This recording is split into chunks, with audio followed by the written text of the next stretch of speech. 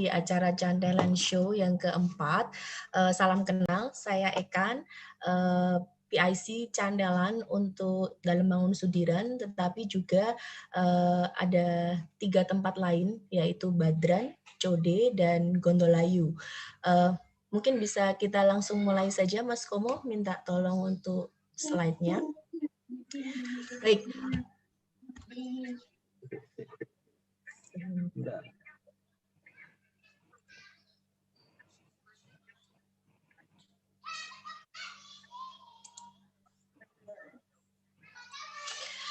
Sambil menunggu,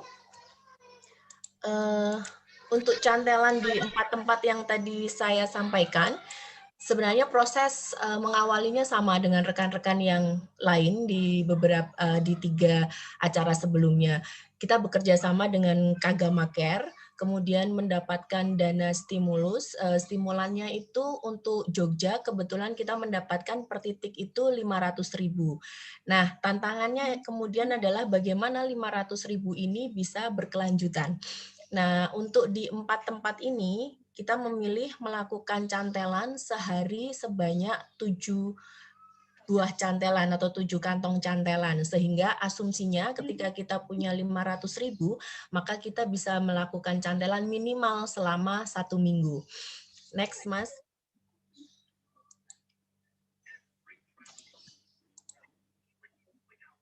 Ya, ini pilihan lokasi yang kita lakukan. Sebenarnya untuk meskipun saya berada di Mangun Sudiran, tetapi kita justru mengawalinya dengan Code, Gondolayu, dan Badran.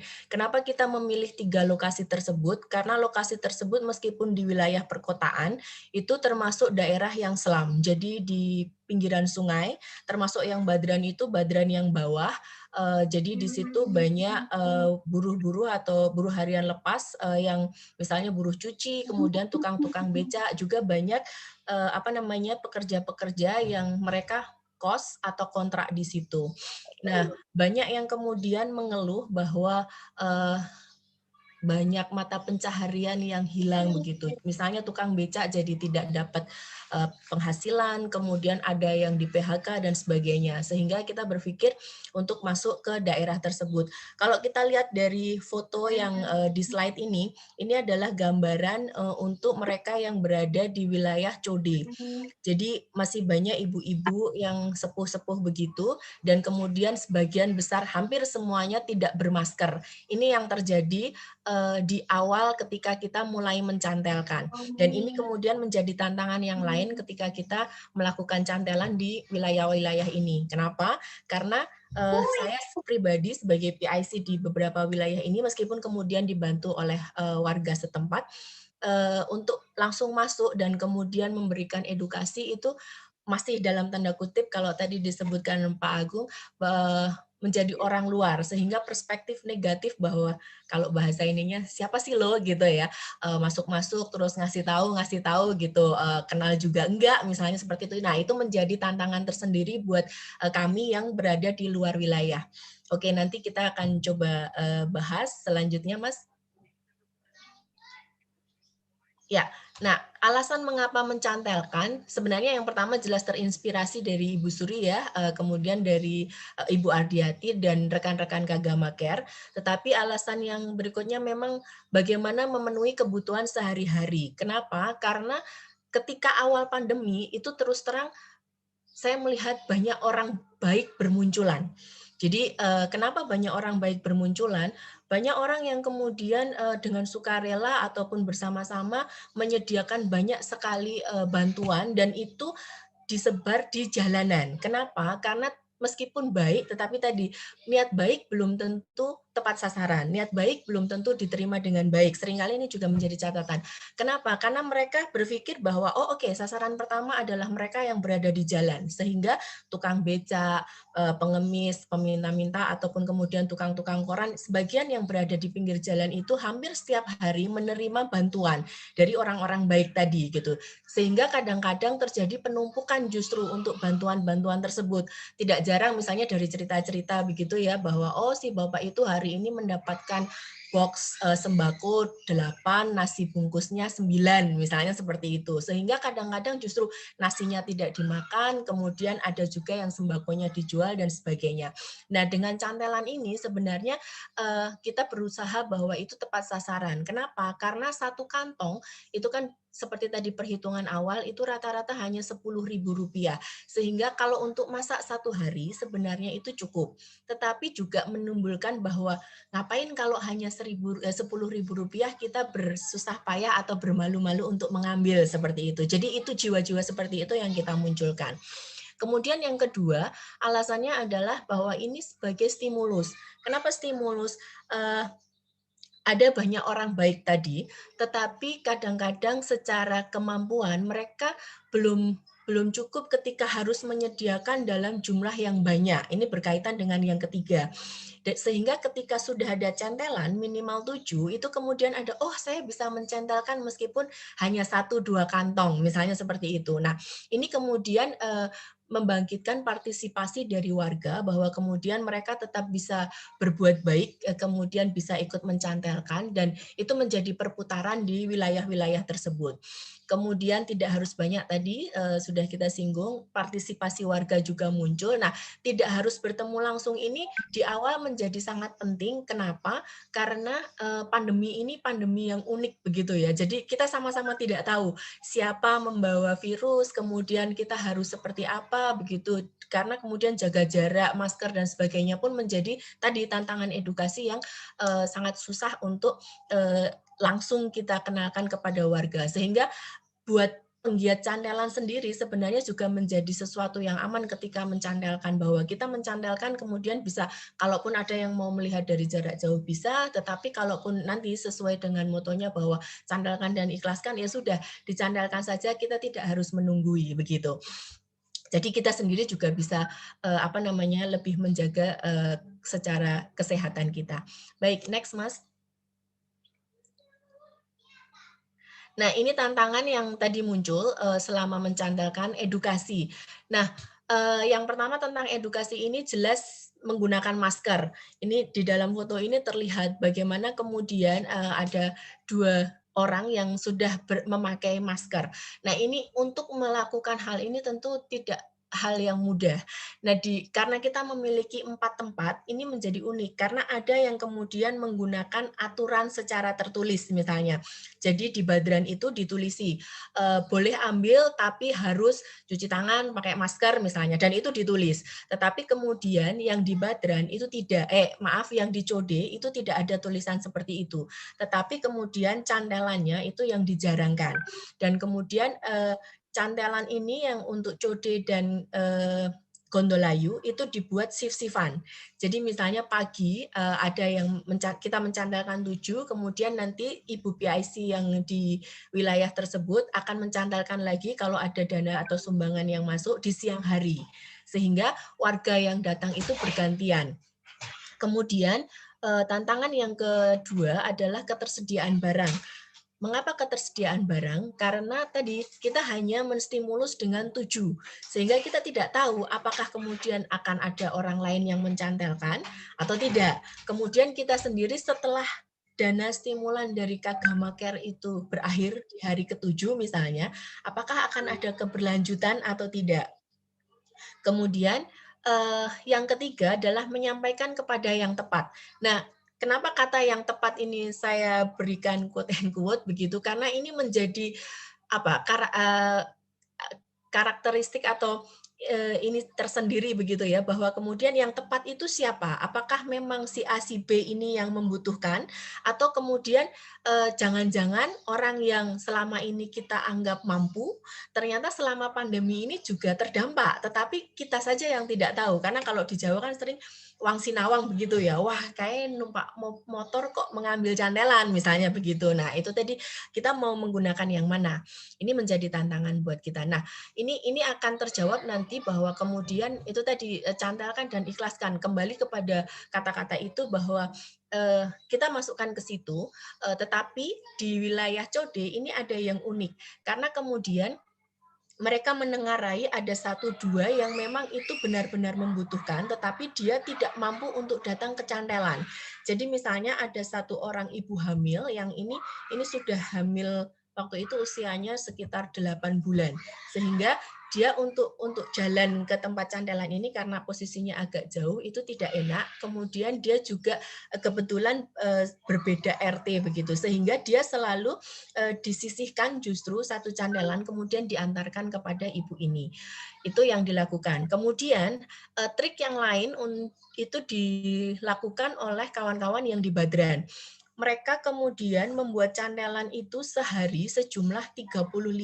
Sehingga 35 itu asumsinya semua kepala keluarga di wilayah tersebut itu mendapatkan porsinya. Sehingga tidak ada yang tidak dapat. Tetapi ini yang kemudian menjadi unik adalah mereka bekerja sama dengan ibu-ibu dasawisma. Jadi sebenarnya kadang-kadang muncul kata-kata ijol-ijolan. Jadi saling bertukar begitu. Jadi ini juga yang unik yang muncul selama pandemi begitu ya, karena tadi itu bahwa kita memberi tidak harus banyak, tetapi apa yang kita punya. Jadi misalnya begini, ada satu ibu-ibu yang kita berpikir bahwa dia memang target karena sehari-hari dia bekerja di jalan. Bahkan kadang-kadang kalau tidak mencuci baju gitu ya, tidak ada yang mencuci baju kepada dia, dia meminta-minta atau melakukan kerja-kerja di jalan begitu. Tetapi yang unik hari pertama beliau mengambil, hari kedua beliau mengambil, kemudian hari kedua sore beliau mengantarkan Indomie sebanyak 20 pieces yang menurut kita itu lumayan banyak begitu ya untuk ukuran beliau gitu. Nah, usut punya usut itu tadi bahwa kemudian ketika di jalan itu banyak orang yang sering memberi dan itu bentuknya adalah Indomie begitu. Nah, jadi beliau punya Indomie banyak, ini bukan merek ya, tapi memang menyebut merek begitu.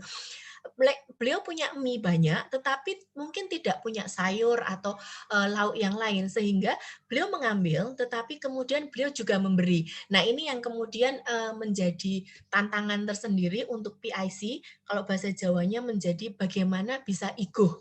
Jadi bagaimana menempatkan siapa memberi apa begitu. Sehingga kadang-kadang meskipun di Badran itu ada 35 pack setiap hari, tetapi belum tentu barang yang dicantelkan itu sama. Jadi misalnya 35 itu bisa saja 10 sop-sopan dan lauknya begitu, bisa jadi tadi mie dengan sayur yang lain misalnya begitu. Jadi ini bagaimana kemudian mengelolanya. Nah, tantangan yang terlahir seperti yang tadi sudah saya singgung sedikit tentang keberlanjutan. Apakah memang cantelan ini harus atau akan berlanjut sampai kapan begitu, berapa lama, atau kemudian bentuknya menjadi seperti apa gitu. Karena kan di awal pandemi misalnya yang terjadi di Mangun Sudiran misalnya, kita sudah berencana awal itu berhenti di bulan Juni. Kenapa? Karena waktu itu kondisi darurat dinyatakan akan berhenti di Juni. Sehingga kita memutuskan untuk setelah Juni kita tidak akan melakukan cantelan begitu. Tetapi ternyata diperpanjang daruratnya. Juli diperpanjang, Agustus diperpanjang, bahkan kemudian nah ini mau seperti apa gitu. Sementara kan donasi yang masuk pun mungkin juga kemudian sudah berakhir. Next, Mas.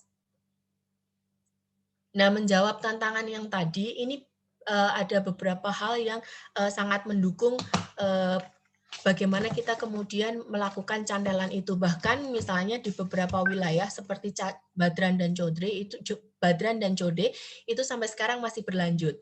Yang pertama jelas donatur. Nah, ini selain memberikan donasi dalam bentuk uang, karena teman-teman juga memposting kegiatan-kegiatannya sebagai bentuk pertanggungjawaban kepada para donatur, itu juga kemudian menghadirkan donasi-donasi yang lain. Ada yang kemudian misalnya kalau yang di tempat kita itu dari Genduli, Gerakan Peduli Petani, teman-teman Gelanggang waktu itu menghadirkan banyak sayuran kemudian langsung kepada kami untuk dibagi di beberapa titik. Kemudian selain mendonasi ini juga menghasilkan banyak sekali silaturahmi yang kemudian saya panen Mbak, saya punya ini, saya punya itu, begitu itu kemudian dihadirkan. Yang kedua adalah relawan, jelas. Kenapa? Karena kita tidak bisa sendiri. Apalagi misalnya seperti di tempat kami itu kita ada 4 titik yang itu berbeda tempat dan berbeda kecamatan semua begitu. Sehingga relawan-relawan dari masing-masing tempat itu untuk sangat membantu untuk menyediakan waktunya dan tenaganya untuk mengelola cantelan di masing-masing wilayah. Kemudian dukungan dari aparat setempat. Kenapa ini menjadi penting? Karena mungkin berbeda dengan wilayah yang tadi, karena di tempat kami menjadi orang asing di wilayah mereka, begitu, sesuatu yang kemudian kita harus masuk ke tempat mereka. Nah, kemudian kita bekerja sama minimal masuk itu izin dengan Pak RT, kemudian ada RW, mereka nantinya di wilayah misalnya Badran dan Jode itu kemudian justru mereka yang meneruskan kegiatan ini. Kemudian dukungan dari rekan-rekan di WA Group, jadi bagaimana sesama penggiat cantelan saling menginspirasi, itu kemudian menjadi kekuatan tersendiri. Kalau tadi Pak Agung menyatakan ada kacamata perspektif negatif gitu ya, yang nah ini sering sekali muncul dan kadang-kadang membuat down kadang-kadang karena ngapain sih bikin cantelan, sudah turah ya gitu, atau merasa kaya ya gitu, atau ada yang ngapain sih cuman segitu aja kok dicantelkan gitu, atau kadang-kadang malah mereka yang mengambil itu yang bilang, "Mbak aku dirasani, kenapa? Lah ngopo toh adoh-adoh kok mung jipuk hanya mengambil cantelan satu kresek," misalnya seperti itu. Tapi kembali lagi bahwa rekan-rekan di WA ini sesama penggiat ini yang saling membangkitkan, berbagi cerita baik dan saling mengingatkan bahwa ya ini demi kebaikan, ini untuk niatan berbagi. Itu kenapa saya mengambil tagline-nya adalah sharing is caring untuk kali ini, karena itu yang menjadi highlight untuk kegiatan-kegiatan yang kita lakukan. Nah, kemudian yang terakhir ini tidak kalah penting tentunya dukungan keluarga. Kenapa? Karena ada beberapa penggiat cantelan yang bahkan dia selama pandemi ini terkena dampak di PHK begitu. Sehingga tadi omongan negatif itu muncul, "Mbak, kan tidak kerja, kok sampai ngopeni kayak gini?" Misalnya begitu. Nah, ini dukungan keluarga menjadi sangat penting bagi kita karena kemudian bisa membangkitkan apa namanya semangat dan juga menjadi kita tidak wigah-wigih apa ya wigah-wigah tidak lagi ragu-ragu bahwa kemudian meskipun kita sendiri terdampak kita tetap bisa berbagi. Nah, ada hal lain tentang dukungan keluarga ini yang saya alami sendiri dan juga saya amati dari beberapa teman penggiat kegiatan cantelan bahwa kemudian ada pelibatan anak. Nah, ini kan kadang-kadang wah itu eksploitasi misalnya begitu. Tetapi ini justru kalau saya highlight ini sebenarnya sesuai dengan ajaran taman siswa bahwa kita punya 3 N, yaitu niteni, niroke, kemudian nambahi. Kenapa? Karena kemudian dengan melihat kita sebagai orang tua melakukan kegiatan nyantelke, kemudian memberikan informasi kepada anak-anak kita bagaimana untuk berbagi, bagaimana meskipun pandemi kita sendiri mungkin terdampak begitu, tetapi kita masih tetap bisa berbagi, berbuat kebaikan dan sebagainya. Mungkin klise ya gitu, tetapi kalau buat saya ini menjadi sangat penting karena selama pandemi anak-anak sekolah di rumah begitu kan banyak berkegiatan dengan kita, justru ini menjadi muatan-muatan yang bisa mereka lakukan secara langsung, mereka alami, lihat sendiri, bahkan kemudian di beberapa tempat anak-anak ini yang tadi nambahi, ada yang kemudian, "Bu, tabungan saya dipakai untuk beli sayur ya," misalnya begitu. Ada yang kemudian berinisiatif, "Saya yang ikut nyantelkan," bahkan kemarin teman-teman yang di wilayah mana Ibu Rian misalnya ada anak-anak ketika 17-an sudah mencantelkan aneka jajanan anak-anak, misalnya balon dan sebagainya. Nah, ini bagaimana membangkitkan semangat-semangat yang kita miliki ini kepada anak-anak. Baik, next Mas Komo. Nah, ini prinsip oke, sorry, keberlanjutan, tentang keberlanjutan tadi ini adalah tantangan yang tadi saya sebutkan terakhir gitu ya, untuk di wilayah yang saya pegang di Mangun Sudiran, kemudian di Badran, Code, dan Gondolayu, itu ada 4 hal yang kemudian menjadi keberlanjutan dari cantelan. Kenapa? Karena sekali lagi kita tidak bisa jalan sendiri dengan cantelan ini atau hanya mengharapkan dari donasi. Nah, di Code dan Gondolayu itu kemudian cantelan ini diambil alih oleh warga. Bu RW kemudian karena mendapat dukungan dari Pak Lurah waktu itu bahkan menambahkan titik yang lain. Jadi mereka yang terus mencantelkan. Kemudian ada Jum'ah Berkah yang di masjid itu dulu ketika Jumatan warga atau mereka yang Jumatan itu pulangnya diberikan nasi kotak. Nah, sekarang itu dibentukkan dalam bentuk kantong kresek candelan, sehingga isinya adalah sayur dan lauk begitu, sehingga bisa dikelola untuk satu rumah. Kemudian yang di Badran itu bekerja sama dengan Dasawisma. Itu tadi ketika ada donasi maka kemudian dikelola, mungkin kalau kurang ditambahkan dengan kas yang ada, itu dikelola per hari 35 packs. Sekarang sudah masuk ke hari yang 77 dan itu masih berlangsung. Kemudian untuk yang di Mangunsudiran sendiri kita bermutasi menjadi pasar tiban, sehingga tidak lagi setiap hari kita mencantelkan, tetapi di awal kita berubah menjadi 1 minggu 1 kali. Siapa yang datang membayar Rp5.000, kemudian boleh memilih 7 macam barang untuk dibawa pulang. Nah, ini menjadi unik di pasar tiban ini. Kalau kita lihat di foto itu ya, itu kemudian ada banyak barang yang bertambah, bukan hanya sayur, mayur, dan lauk, tetapi kemudian juga ada buku-buku, layang-layang mainan dan sebagainya, dan itu semuanya donasi dari Bapak Ibu atau rekan-rekan yang kemudian melihat sendiri, oh anak-anak juga butuh kegiatan rekreatif, kemudian sekolah meskipun di rumah juga membutuhkan buku dan sebagainya. Nah, yang unik, ibu-ibu yang pakai baju kuning itu adalah ibu-ibu yang hamil, tetapi bukan yang di wilayah Code yang saya ceritakan. Ini di wilayah Mangunsudiran. Jadi kegiatan cantelan yang kemudian bermutasi menjadi pasar tiban untuk yang wilayah Mangunsudiran itu bisa menjadi selain jogotongo ya, nanti kita lihat, itu juga bisa untuk memonitor apa yang kemudian terjadi di wilayah kita. Jadi ibu-ibu yang baju kuning itu hamil, sejak hamil 6 bulan dia mengambil cantelan, kemudian ketika saya berganti menjadi pasar tiban itu masuk ke bulan ke-8. Dan terakhir kemarin ketika pasar tiban sudah berubah menjadi sebulan sekali, beliau sudah melahirkan. Sehingga kita bisa melihat bagaimana perkembangan dan kesehatan mereka juga, termasuk kalau misalnya menyusui kurang apa, itu mungkin kita bisa mensupport terlepas dari pasar tiban itu sendiri. Baik, next Mas Komo. Ini slide terakhir. Jadi prinsip candelan ini yang kemudian bagi saya itu menjadi healing tersendiri di masa pandemi. Ini yang sering digaungkan di grup-grup sesama penggiat cantelan, bahwa ketika mencantelan kita cantelkan dan ikhlaskan, cantelkan dengan hati, dengan happy.